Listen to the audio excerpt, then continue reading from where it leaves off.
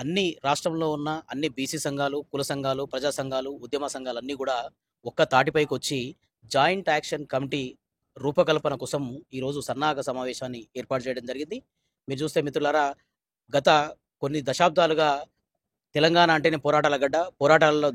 పోరాటాల్లో రకరకాల సంఘాలు వేరు వేరు ప్లాట్‌ఫామ్ మీద ఉద్యమాలు చేస్తున్నాయి.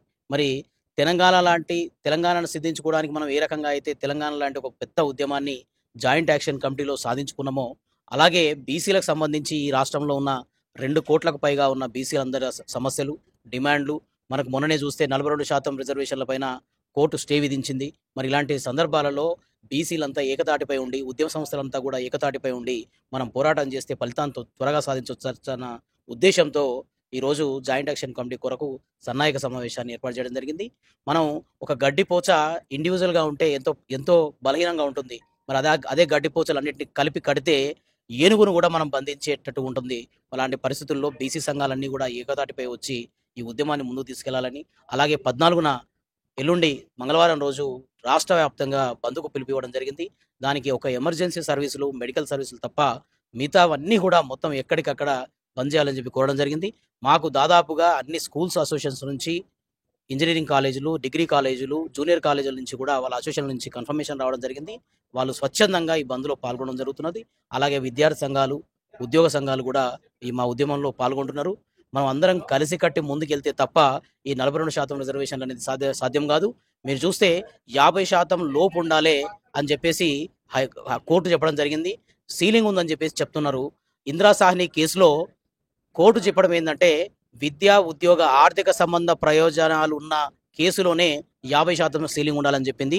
ఎక్కడ కూడా రాజకీయ రిజర్వేషన్‌లో 50% సీలింగ్ అనే విషయాన్ని ఎక్కడా చెప్పలేదు. మెరిట్ అనే పదం, మెరిట్ అనే విధానం ఒక విద్యా, ఉద్యోగాలలోనే అది వస్తుంది. మనకు రాజకీయాలలో ఎక్కడ కూడా మీరు గమనిస్తే ఎక్కడ కూడా మెరిట్ అనేది ఉండదు.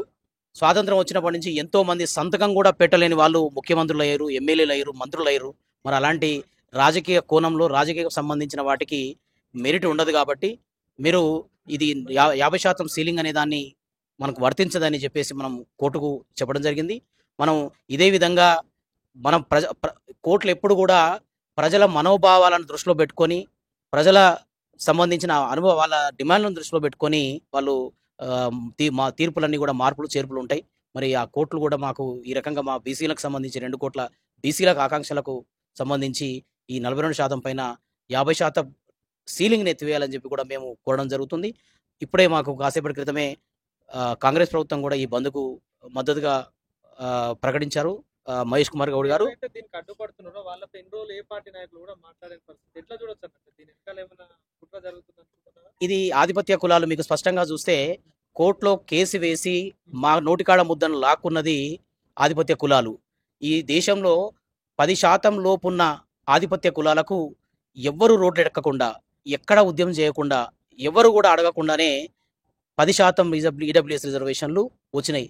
పోరాడితే తప్ప ఏది దొరకని ఈ దేశంలో వడ్డించేవాడు వాళ్ళున్న ఒక్క కారణంతోనే ఈడబ్ల్యూఎస్ రిజర్వేషన్లు అగు మేఘాల మీద రాత్రికి రాత్రి ఏ ఉద్యమం లేకుండానే ఈ దేశంలో ఉన్న ఆధిపత్య కులాలకు 10%లో 3% లోపు ఉన్న పేదలకు 10% రిజర్వేషన్లు ఇవ్వడం అనేది నిజంగా కడు శోచనీయం.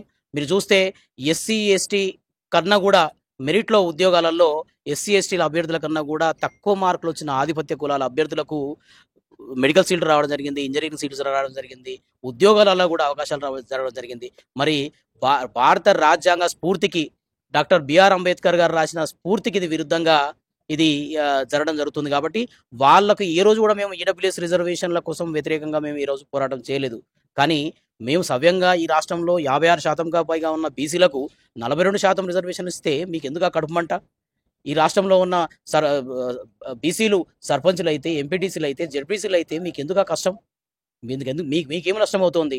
మా వాటా ప్రకారం మేము పోరాడుతున్నాం కాబట్టి ఆధిపత్య కులాలు కూడా అర్థం చేసుకోవాలని చెప్పి తెలియజేస్తున్నాం.